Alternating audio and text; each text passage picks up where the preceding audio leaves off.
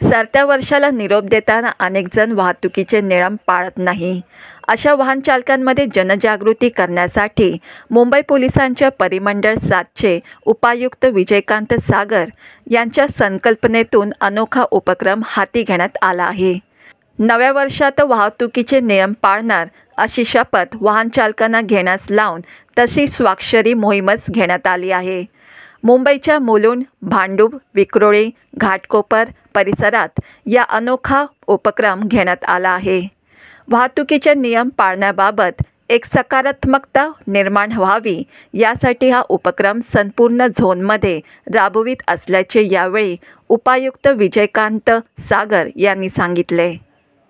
उद्यापासून 2025 नवीन वर्ष चालू होत आहे. आज जे आहे पूर्वसंध्येला 31 डिसेंबर बऱ्याच वेळा सर्वजण आहे यात आपण नवीन जे नाकाबंदी पॉईंट वगैरे लावलेले आहेत.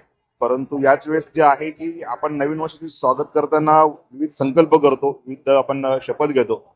तर आपण एक नागरिकांना एक आवाहन करतोय की वाहतुकीचे नियम पाळण्याची शपथ सर्व नागरिक घेणार आहेत आणि ते आपण सह्याची मोहीम घेतोय. एक लोकांच्या मनामध्ये एक सकारात्मक भावना आणि वाहतुकीचे नियम जागृतीच्या अनुषंगाने जे आहे आम्ही इथे प्रयत्न करीत आहोत. याच्यामध्ये प्रत्येक पोलीस स्टेशनला 2-3 ठिकाणी आपण असे बोर्ड लावलेले आहे.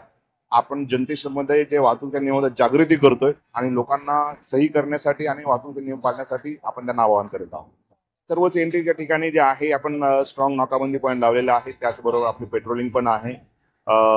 जे वाहनं जे आहेत रेश ड्रायव्हिंग असेल किंवा ड्रंक अँड ड्राईव्ह या अनुषंगानं कुठल्याही पद्धतीचं नियमाचं उल्लंघन होणार नाही या अनुषंगानं आपण आपली नाकाबंदी लावलेली आहे.